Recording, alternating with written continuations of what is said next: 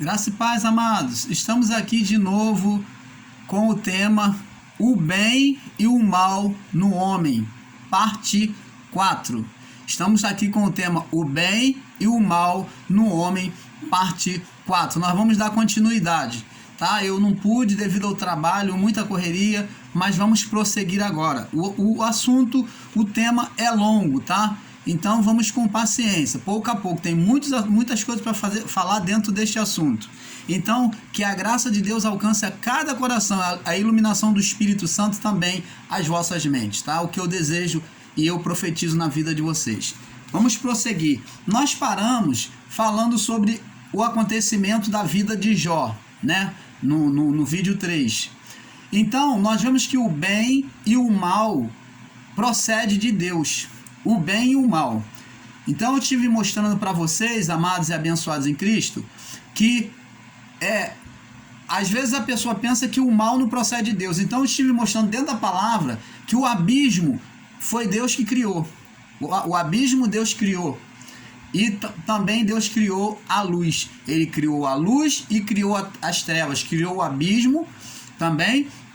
Deus criou o bem e criou o mal. Ele diz, eu faço a paz e crio a guerra. Eu crio a morte e crio a vida. Eu dou a morte e crio a vida. Então, Deus, ele é soberano em tudo. E eu acho muito interessante termos isso em pauta para nós entendermos por quê, amados e abençoados em Cristo.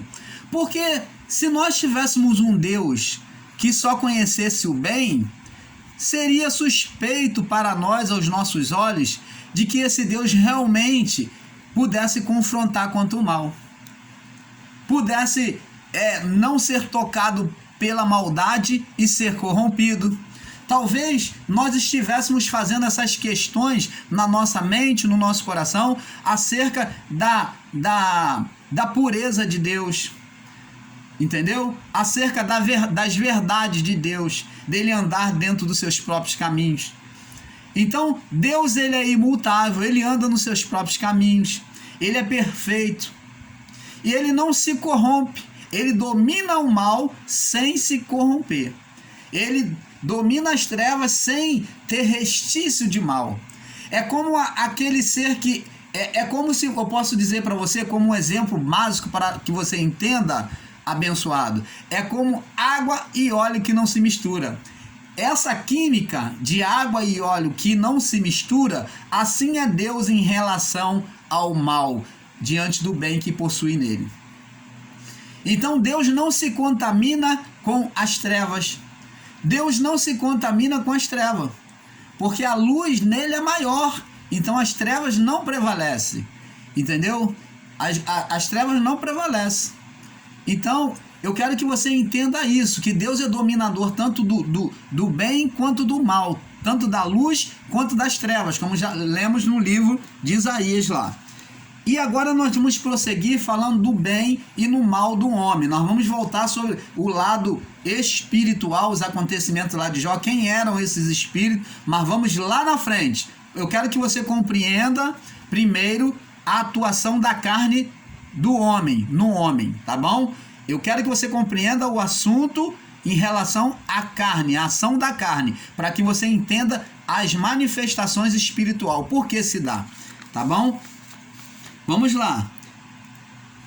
O bem e o mal no homem, parte 4, né? A carne humana, a partir do pecado, amados e abençoados em Cristo, tornou-se opositora, inimiga de Deus. Quando o homem desobedeceu, primeiro, Deus ele vê todos os nossos pensamentos, até mesmo antes de nós praticarmos. Antes de eu pensar, quando o pensamento chega aqui, eu tenho um desejo sobre arquitetar ou fazer qualquer coisa, então Deus já sabe. Antes que venha a boca, Deus já sabe o que você vai falar. Então preste atenção.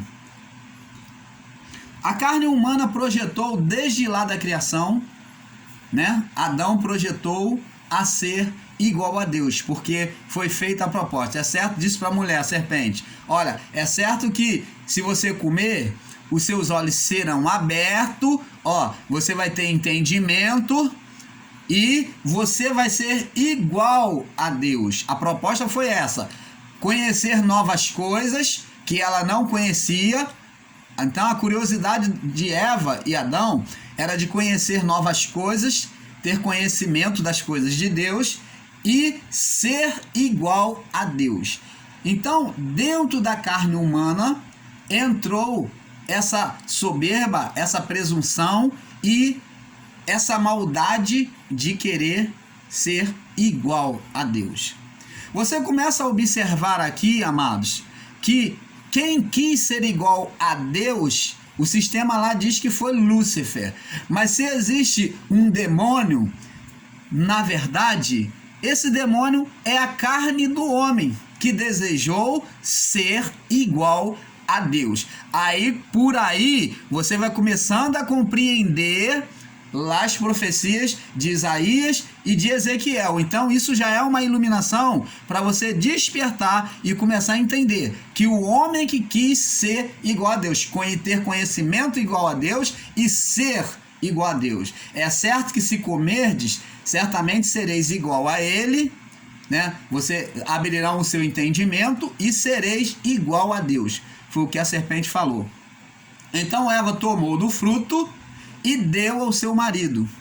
Como Adão era responsável por tudo no paraíso, ele se tornou culpado, porque quando Deus fez a proibição, eu já falei e torno a falar, Deus fez a proibição a Adão, ele era o responsável pela criação. A responsabilidade foi para Adão, porque Adão foi criado primeiro, ele era que governava primeiramente tudo. A sua mulher era uma adjuntora, uma auxiliadora do homem. Então a culpa caiu sobre Adão, porque Adão concordou naquela prática e ele praticou. Ele poderia muito bem falar, não, Eva, não vamos fazer isso porque Deus não falou para fazer. Não vamos fazer. Mas Adão não só comeu, como concordou. E ainda depois disso, você vê que a ação da carne vem as mentiras. Vem o quê? A troca de acusação, né? O bode expiatório. Então, Adão pega como bode expiatório, quando Deus cobra dele, ele pega como bode expiatório a mulher, e a mulher joga para a serpente. Então, é feito esse repasse de pecado, de acusação. Vamos prosseguir. Então, preste atenção, a carne se tornou inimiga de Deus, opositora.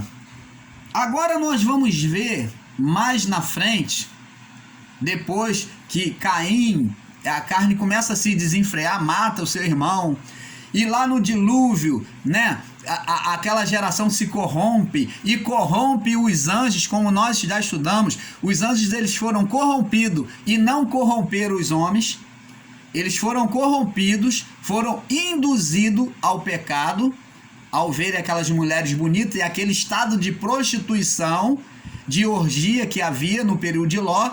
Então eles se viram seduzidos por ver as mulheres naquela época e eles desejaram ter relação com ela, como já foi explicado. Agora vamos chegar no nosso amado Jacó, o nosso patriarca Jacó. Então Jacó, como você sabe, Jacó tinha um direito, ele queria o direito da bênção da primogenitura do seu irmão. E ele usurpou, ele trapaceou com seu irmão, tomou o lugar do seu irmão, se fez passar para seu irmão, e então Jacó possuiu agora aquela bênção paternal que vinha do pai, mas que Deus estabelecia, porque o pai representava a figura de Deus para aquela geração hebreia. A bênção do pai era como a bênção de Deus. O pai tinha o direito de abençoar, e quando o pai abençoava, eles eram abençoados, principalmente vindo de Jacó, de Isaac, né? E então, ele sendo servo do Senhor, então Deus dizia amém. E o que aconteceu? Após trapacear, ele se tornou rico, né? Aliás, ele pegou a bênção de primogenitura do seu irmão, trabalhou para Labão, seu sogro, né? Trabalhou por um longo período, ele passou para trás e depois o sogro dele passou ele para trás. E quando ele acordou, teve que trabalhar mais 7 anos, depois de ter trabalhado mais de 14 anos para o seu sogro. Ele ainda trabalhou mais 7 anos. Aonde ele buscou, ele entendeu com sabedoria que a bênção de Deus vinha para o sogro dele por causa dele. Então, ele foi usurpador, então agora os seus direitos agora estavam sendo tomados pelo seu sogro, e então Jacó compreendeu que a bênção de Deus estava estabelecida na vida dele, por isso o sogro se enriqueceu. Então ele faz uma proposta ao seu sogro, e ele se enriquece. Só que agora, ao abandonar o seu sogro, tomar Raquel, sua mulher, quando ele conseguiu tomar Raquel como mulher, então Jacó agora tem que atravessar o rio. E ele, ao atravessar o rio, ele sabe que seu irmão está lá do outro lado te esperando, porque um dos seus servos avisou a ele. Nós vamos ver agora aqui no livro de Gênesis, capítulo 32, no verso 3 ao 30. Vamos lá, Gênesis 32. Diz assim, vamos ler todo o verso. Jacó, diz aqui, 32:3. E enviou Jacó mensageiros diante de si a Esaú, seu irmão, a terra de Sié. Então aqui, Jacó agora tem que atravessar o rio para ir aonde seu irmão estava. Ao território de Sié, no território de Edom. Verso 4. Ordenou-lhe dizendo, assim direis a meu senhor Esaú, a meu senhor Esaú. Assim diz Jacó, teu servo, como peregrino morei com Labão, e me detive lá até agora. E tenho bois e jumento, ovelhas e servos e servas, e enviei para o anunciar a meu senhor, para que se ache graça aos teus olhos. E os mensageiros voltaram a Jacó, dizendo, fomos a teu irmão Esaú, e também ele vem para encontrar-te, e 400 homens vêm com ele. Então Jacó temeu muito e angustiou-se, e repartiu o povo que com ele estava, e as ovelhas, e as vacas, e os camelos, em 2 bandos, porque dizia, se Esaú vier a um bando e o ferir, o outro escapará. Por que Jacó estava tomando essa atitude? Porque ele roubou um direito de primogenitura do seu irmão. Então ele sabia que tudo que ele possuía não era dele. E agora ele tinha que reparar essa situação. Então ele se angustiou, se desesperou e queria salvar um grupo de ser destruído. E diz assim, verso 8, verso 9, disse mais Jacó, Deus meu, pai de Abraão, e Deus de meu pai Isaque, o Senhor que me disse, toma a tua terra e a tua parentela e far-te-ei bem.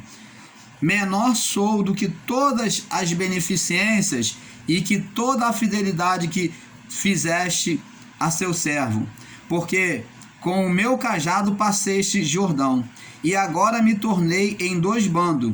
Livra-me, peço, da mão de meu irmão, da mão de Esaú, porque eu temo, porventura não venha e me fira, e a mãe com os filhos. E tu disseste, certamente te farei bem, farei a tua descendência como a areia do mar, que pela multidão não se pode contar. E passou dali aquela noite e tomou do que lhe veio à mão um presente para seu irmão Esaú. 200 cabras, 20 bodes, 200 ovelhas, 20 carneiros, 30 camelos de leite com as suas crias, 40 vacas e 10 novilhos, 20 jumentas e 10 jumentinhos. E deu na mão dos seus servos cada rebanho à parte, disse a seus servos, passai adiante de mim, e ponde espaço entre rebanho e rebanho. E ordenou ao primeiro, dizendo: quando Esaú, meu irmão, te encontrar e te perguntar, dizendo: quem és e para onde vai, e de quem são estes diante de ti, então dirás: são do teu servo Jacó, presente que envia a meu senhor a Esaú. E eis que ele mesmo vem também atrás de nós. E ordenou também ao segundo, ao terceiro, e todos os que vinham atrás dos rebanhos, dizendo, conforme esta mesma palavra. Então, veja aqui, amados e abençoados irmãos, Jacó entra num desespero total, porque tem medo do seu irmão lhe matar a sua família. Então ele agora já prepara já os presentes e manda em grupos até Esaú, após o outro lado do rio. E então, Jacó, durante aquela noite, sabendo que teria que atravessar, ele não dormiu direito. Então, ele ali, diz aqui a palavra, levantou-se naquela mesma noite, verso 22, e tomou as suas 2 mulheres e as suas servas e os seus 11 filhos, e passou o val de Reboque, do val de Jaboque, e tomou e fez-nos passar o ribeiro, e fez passar tudo que tinha. Jacó, porém, ficou só, e lutou com ele um homem, até que a alva subiu. E vendo este que não prevalecia contra Jacó, contra ele, tocou na juntura da sua coxa, e se deslocou a juntura da coxa de Jacó, lutando com ele. E disse o anjo, verso 26, deixa-me ir, porque já a alva subiu. Ele, porém, disse, não te deixarei ir, se não me abençoares. E disse-lhe, qual é o teu nome? Ele disse, Jacó. E então disse, não te chamará mais o nome Jacó, mas Israel, pois como príncipe lutaste com Deus e com os homens e prevaleceste. Então, vemos aqui Jacó agora tendo feito passar tudo que era seu através do rio, a sua família, e ele ficou só. Ele queria estar sós com Deus. Naquele momento que ele estava ali clamando, falando com Deus, ali naquele momento em oração, naquela noite, ele então passou a noite, atravessou todo mundo e ficou aquela noite sozinho, querendo falar com Deus para resolver aquela questão. O desespero era tamanho. E então Jacó pega e aparece um anjo diante dele. E então Jacó segurou aquele anjo no desespero e pedindo que o anjo abençoasse ele. Lutou com aquele anjo, agarrando-se àquele anjo, o anjo querendo se soltar dele e não conseguia. E Jacó se agarrou no anjo e então o anjo tocou na coxa dele, né? Para poder se ver livre dele, tocou na conjuntura da coxa dele, feriu e disse a palavra que a partir daí Jacó se tornou manco de uma das pernas, por causa do deslocamento na coxa. E Jacó dizia para o anjo, eu não vou te soltar enquanto tu não me abençoares. Essa luta, amados irmãos, porque o irmão Paulo deu essa volta toda para você entender. Essa luta de Jacó com o anjo é a luta do espírito, que é o anjo, os anjos são seres espirituais, contra a carne. Desde os princípios dos tempos, o homem luta contra Deus. A luta de Deus nunca foi contra o espírito do homem. Nunca foi contra o homem em si, que é espiritual. Mas a luta de Deus sempre foi contra a natureza carnal. E essa luta de Jacó com o anjo já é uma expressão daquilo que aconteceria e que acontece. A luta de Deus sempre foi contra a natureza carnal. E essa luta de Jacó contra o anjo expressa Deus lutando contra a carne. O espírito lutando contra a carne, como o apóstolo Paulo diz em Gálatas. Gálatas capítulo 5, verso 17. Vamos ver aqui. Gálatas capítulo 5, no verso 17. Vamos ver aqui. Gálatas capítulo 5, verso 17. Gálatas 5, 17. Diz assim: porque a carne cobiça contra o espírito. Há traduções que tá, a carne luta, guerreia. A carne cobiça contra o espírito e o espírito contra a carne. Esses opõem-se, quer dizer, são inimigos, opõem-se um ao outro, para que não façais as coisas que quereis. Então, vemos aqui que essa luta espiritual já aconteceu já desde os primeiros tempos. Já tinha uma expressão através de Jacó, essa luta espiritual da natureza humana da carne contra o espírito e do espírito de Deus contra a carne que era Jacó, da natureza de Jacó, que estava em desespero. Você está vendo aí, amados, como essa luta, essa questão da carne sempre existiu. Nunca houve um inimigo espiritual, mas o maior inimigo, o arqui-inimigo de Deus e do homem é a própria carne. O mal e o bem reside em nós. Agora só vai prevalecer a quem você der mais ouvido.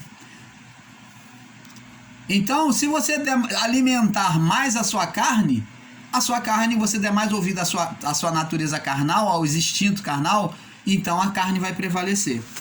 Mas se você der mais ouvido ao Espírito, que são as palavras de Deus, as coisas boas, as coisas puras, então você será uma pessoa espiritual, o Espírito vai prevalecer.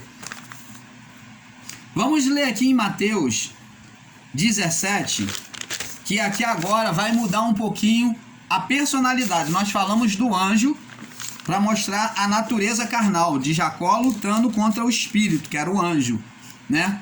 Um ser espiritual. Agora vamos lá em Mateus, capítulo 7, verso 17 ao 20. Mateus 7, 17 ao 20. Vamos lá. Mateus 7, 17. É isso mesmo, 7, 17. Vamos lá. Diz aqui. Agora vamos ver aqui, Jesus ele falando sobre os falsos profetas. Aí ele vem falando assim, ó. Vamos ler aqui do verso 15, né? Do verso 15, Mateus 7, 15, para ter um melhor entendimento. Acautelai-vos, porém, dos falsos profetas. Ele falando daquilo que é falso, que não é verdadeiro. Dos que faziam sinais e que ensinavam, mas não era verdadeiro. Diz aqui, que vem até vós vestido como ovelhas, mas interiormente são lobos devoradores. Aí ele diz aqui agora, presta atenção, verso 16. Porque por seus frutos os conhecereis. Ora, Jesus está falando de um falso profeta e agora vem falar de uma árvore. Ele diz, porque pelos seus frutos os conhecereis. Porventura colhe-se uva dos espinheiros? Não se pode colher uva de um espinheiro, jamais. Ou figo dos abrolhos? Você vai colher figo do meio de um mato? Não, não pode. Assim toda árvore boa, verso 17, produz bons frutos, e toda árvore má produz frutos maus. Então, amados e abençoados em Cristo. Existe até um irmão que postou para mim dizendo, mas a natureza humana não é sempre má. Não, a natureza humana, meu irmão, te respondendo, ela é continuamente má. A carne para nada presta, não se aproveita nada na carne. A carne só se manifesta boa quando o Espírito de Deus prevalece. Quando nós damos ouvido à voz do Espírito de Deus, que é as palavras de Deus, então a carne ela é dominada. A carne pode ser dominada, mas ela é o leão que ruge, que Pedro e Tiago aponta lá nos seus livros. Ela é o leão que ruge, que anda em nosso derredor. Por quê? Ela está todos os dias envolto do nosso espírito, né? Envolto, andando em volta. Aonde a gente vai, a carne está conosco e busca a quem tragar. Ela busca uma oportunidade, tá? Para poder manifestar-se e criar o dano sobre a vida humana. Então, ela é o inimigo. Se no sistema religioso você temia os supostos demônios, os anjos caídos, os demônios do pregado pelo sistema religioso, se você respeitava isso, então eu digo para você, respeite muito mais a ação maligna da sua carne, porque a ação maligna da nossa carne, ela é muito mais perigosa do que qualquer demônio ensinado, porque são elas é que se manifestam, elas é que fazem o homem ter o dano nesta vida. Vamos lá. Então Jesus ele fala no verso 18, porque toda árvore não pode a árvore boa dar bons frutos e nem a árvore má dar não pode a árvore boa dar maus frutos e nem a árvore má dar bons frutos. Toda árvore que não dá bom fruto, corta-se e lança-se no fogo. Portanto, pelos seus frutos os conhecereis. Preste atenção. Nós agora entramos num ponto em que Jesus compara a natureza humana como árvore. Jesus dá uma comparação da natureza humana como árvore. Em outros vídeos eu já falei sobre isso, mas eu vou dar uma pitadinha a mais aqui. Então, preste atenção. A primeira vez que a natureza humana, abençoados em Cristo, ela é descrita como árvore, aonde nós vemos a árvore sendo manifesta na natureza humana, é no livro de Gênesis, aonde Adão e Eva fez para si vestimenta. Então vamos lá, e diz assim,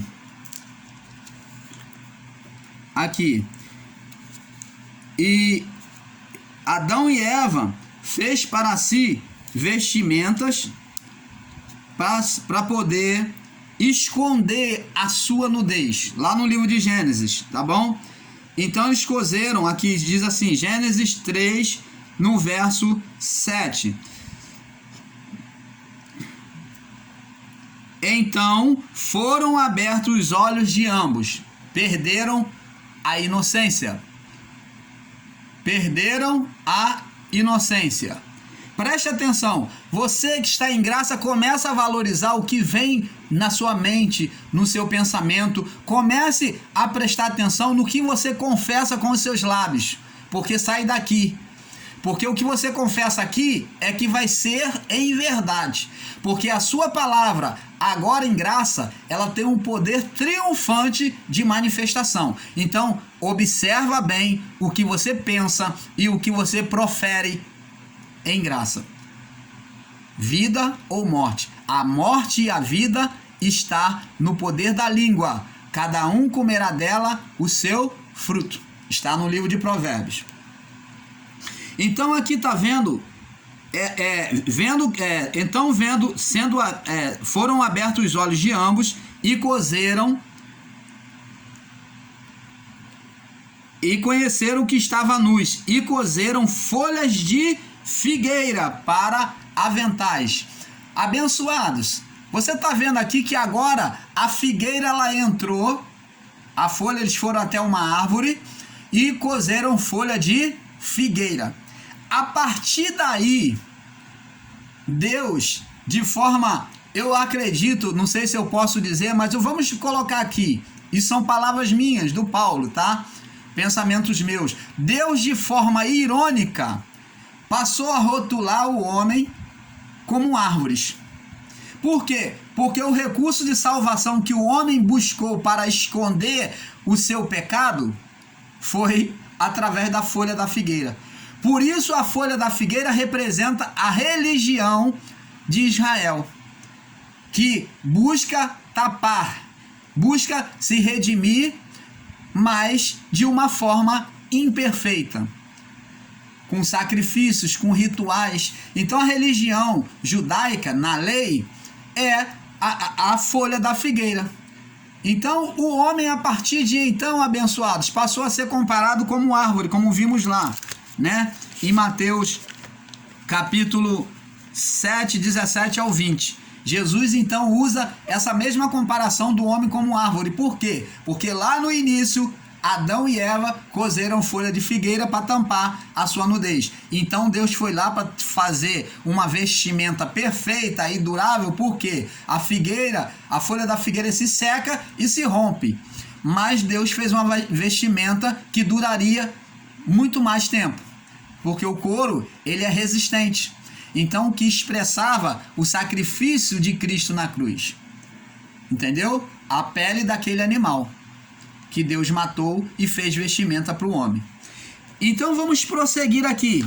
Então vemos agora que Deus, agora Jesus, ele vem comparar o homem a folha, a árvores. Então, amados, nós vemos que a natureza humana, ela é má continuamente. Ela é má continuamente. Vamos voltar aqui mais um pouquinho. Gênesis capítulo 5, no verso 5 e 6. Vamos lá. Capítulo 6, me perdoe, 6, 5 e 6. Gênesis 6, 5 e 6. Diz assim: E então se arrependeu o Senhor de haver feito o homem sobre a terra, e pesou-se-lhe o coração. Aliás, versos 5 e 6. E viu o Senhor a maldade do homem que se multiplicara sobre a terra, e toda a indignação dos pensamentos, aonde é que começou? Dos pensamentos, que agora o homem raciocinava, tinha consciência, e dos pensamentos do seu coração era só má continuamente, então se repetindo, cada vez aumentando mais. E verso 6, e arrependeu-se o Senhor de haver feito o homem sobre a terra, e pesou-se-lhe o coração. No livro de Gênesis 8, vamos no livro de Gênesis 8, do 20 ao 21, diz assim, vamos parar para o próximo vídeo, tá bom? Vamos aqui, 8, 20 e 21, diz assim: E edificou Noé um altar ao Senhor, e tomou de todo animal limpo, de toda ave limpa, e ofereceu holocausto sobre o altar. E o Senhor sentiu o suave cheiro, e o Senhor disse em seu coração: Não tornarei mais a amaldiçoar a terra por causa do homem, porque a imaginação, o pensamento agora, né? O pensamento do coração do homem é má desde a meninice, nem tornarei mais a ferir todo vivente como fiz.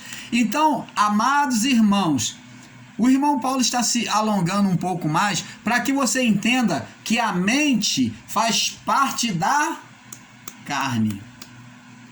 A mente faz parte da carne. A mente, ela tem uma atuação espiritual. Porque pensamento, você pega o pensamento, você pega o amor, você pega a tristeza, você pega a ideia. Eu tive uma ideia. Você consegue pegar a ideia? Você consegue pegar o pensamento? Não. São espirituais. São espirituais. O amor é um sentimento. São os sentimentos. São espirituais. Então, entenda isso. Guarda isso. A imaginação é espiritual. Porém, a mente está ligada à carne. O nosso cerebelo está ligado à carne, faz parte, é carnal.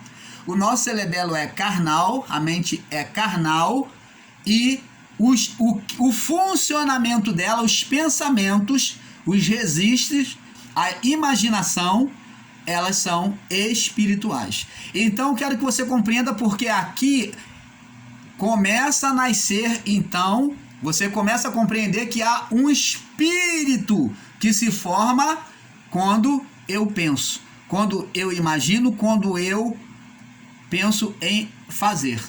Então se forma um espírito. Vamos para o próximo vídeo. Fique na paz. Vamos assistir agora a parte 5. O bem e o mal no homem, parte 5. Olha, vem coisas boas por aí. Não desista, não nos abandone. Siga conosco e a iluminação de Cristo vai chegar na sua vida.